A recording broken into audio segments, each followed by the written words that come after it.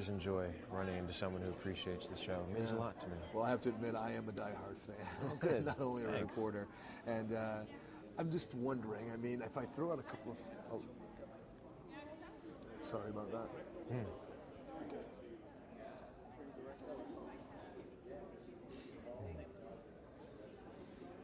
Okay. Rolling? Okay. What attracted you to the role? I mean, it's been 2 seasons now, and the beginning, what was it about this character, Michael Scofield? It's kind of the paycheck, to be perfectly honest with you. I hadn't worked in a long time, and I was looking for something I could really sink my teeth into.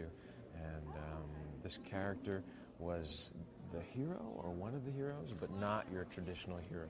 I think that's the best thing about this show, the universe that we've created, is that every character exists in the grayscale. No one's black or white, good or evil. And Michael's a good man who sometimes has to do bad things to get the job done. And that's a lot of fun to explore. So is the complexity of the character, absolutely, the plot and the script. Yeah, I mean, if you're going to be with a story season after season, playing in the same playground episode after episode, it has to be something with a little bit of meat on the bone. Yeah. Now, do you see yourself? Do you see yourself in the character at all? Are you similar? Are you quite different? There are some qualities that I possess that Michael does too. I have a sense of discipline and organization and follow through. I am a perfectionist. Michael is those things taken to an illogical extreme. And it's been kind of fun to explore where our characters converge and where we contrast. Have you been just as amazed as we are, the viewer, by the way the script has twisted and turned the plot? Yeah. You guys are all over the place. What's next? We are. The writers are incredibly clever. I mean, I think that's one of the strengths of the show, is that they're very good plotters. It's always 2 steps forward, 1 step back. And it's a very tried and true formula where you kind of back the characters into a corner at the end of every episode. The audience wonders, how can they get out of this? And then the very next episode, they somehow do. And it's always in a way, I think, that the audience hasn't anticipated, which is our hook. Now, I understand, too, a lot of times you have to get into the role. Is there a process that you undertake to get into this character, or you snap in and out of it? I don't know. At this point, it's kind of like a second skin. I mean, I've been playing this character for 40-some-odd episodes.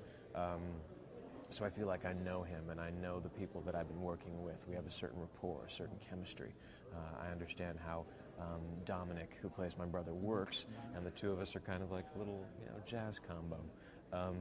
And you're seeing now, in this season, you're seeing more of the brotherly relationship than you did prior to the which is a breakouts. lot of fun for me to explore as far as my character is concerned, because first season, when Michael was constantly in the prison yard facing off with someone who wanted him dead, there were a lot of things he couldn't show: fear, vulnerability, a sense of humor, the lighter side of the character. Now that he's on the road with his brother second season, the person that he trusts most in all the world, it's a chance for me to show other facets of Michael's psychology. How has it been working, and I'm assuming living part of the time here in North Texas and Dallas? It's great. Dallas reminds me a lot of Los Angeles. It does? It does, actually, minus the water and the mountains, plus chiggers. I try to go back to LA as often as possible. It's only 2.5 hours by plane. That's what everyone says. We're centrally located, so we can jump on a plane It's and go a anywhere huge at any time. perk. Yeah. I am a homebody, so it's nice to feel connected, or easily connected to my community back in California. Have you been able to absorb some of the North Texas culture? Are you walking around now in cowboy boots when you're not on set? Or I've seen precious few cowboy boots in Dallas, which was kind of disappointing. I understand you have to go to Fort Worth for that. Yeah. But I have caught myself saying, do what now? A couple times. So I like to feel as though I'm kind of getting into the local culture.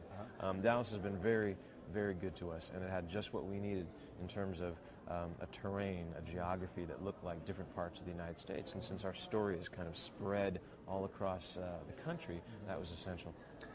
I have to tell you, though, I know some fans are rather disappointed, the North Texas fans, that is, because we're not seeing Dallas as a part of the setting in the show, and I guess that won't happen. Well, you never know. You never know. This is almost the end of the second season. As we ramp up into the third season, there's the question of, as the government conspiracy potentially comes to an end, where will the show go next? And honestly, could take us just about anywhere. It could be Dallas. And season 3 perhaps back in North Texas?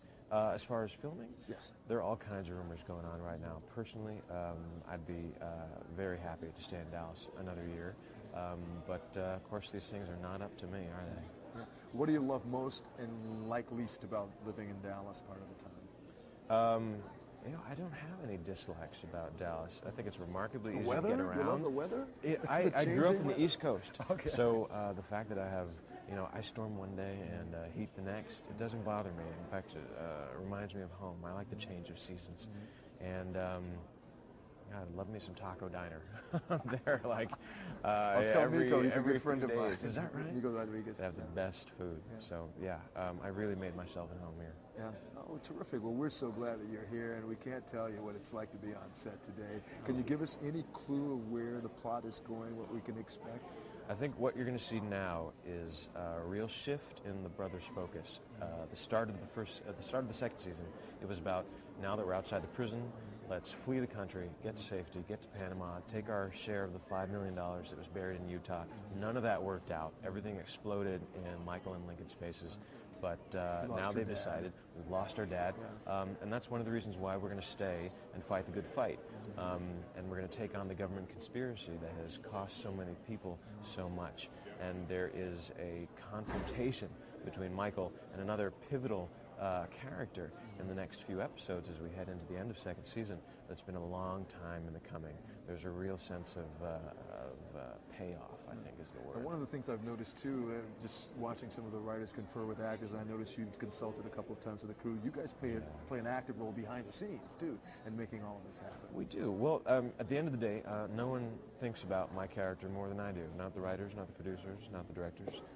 There's a real ownership of that character, I think, that comes with having lived in his shoes for 40 some odd episodes. And to the writers' credit, they are very available to conversations where I'll read something in the script and think, it doesn't quite sound like my character. It's not quite something he would do. Is that something we could talk about? And 9 times out of 10, I usually wind up having some kind of say, which is nice. Yeah.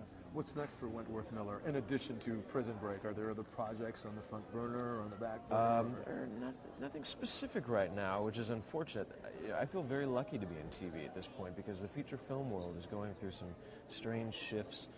There aren't a whole lot of projects out there that I find particularly appealing, but the good news is that Prison Break, because it's such a hit, internationally especially, doors are open to me in the feature film world that were closed before. So I have more options than I did, including the option to do nothing at all, which is nice. What do you do when you're doing nothing at all, other than eating at Taco Diner here in Dallas? That's pretty much it. I love movies, and I love buying DVDs of TV series and kind of blowing through 22 episodes in a weekend. There's nothing like that kind of back-to-back experience where there's no delayed gratification. You just get it right so there. The serial sort of show is in your blood. Do you also include Prison Break in that weekend sort of kick? You know, I try not to watch the show because I get distracted by, you know, other plot points and how good so-and-so is, and oh, I should have done that instead of this. It's important, I think, to keep focused on the process rather than the end result. So I don't tend to watch the episodes. So you're telling me that you've never watched Prison Break? I've seen a few, and I've seen some footage, of course, when I go into correct sound in looping. But it's been a long time, actually, since I've seen. Is that the whole perfectionist episode. in you who doesn't want to critique your work so It can be closely? hard. Yeah. It can be hard. And you have to, I think, come to grips with the fact that it will never be perfect. There will always be second guessing. I'm not quite there yet. Yeah. So what do you rent then? What's that? What movies do you rent? I just saw a great little indie called Friends with Money with Jennifer Aniston and Catherine Keener, Frances McDormand, kind of an LA slice of life. I just worked my way through a season of The Family Guy, a season of American Dad, Lisa Kudrow in The Comeback, kind of whatever catches my eye. What about American Idol? I've never seen an episode of American Idol. I have tremendous respect for them because you know, Simon Cowell signs my paychecks. I mean, that show generates a huge amount of money for the network, so we're all very grateful for American Idol. Well, again, we're very grateful that you guys are here in our fair city, and best of luck and everything, and I'll be watching. Thank you. I appreciate that. You betcha. All right. My pleasure. Take care now. Enjoy yourself today. John. Yeah. So how does someone get from Princeton and was it literature into acting and Prison Break? It's a long, circuitous route. After college, I moved out to LA to be someone who worked behind the scenes. I was going to be in development and come up with scripts and stories to be told on film. And then realized that I'd unconsciously moved to LA to act. It was just a matter of working up the nerve. And I got to ask you this, and this is really important. I was thinking of it. Your character, you know, having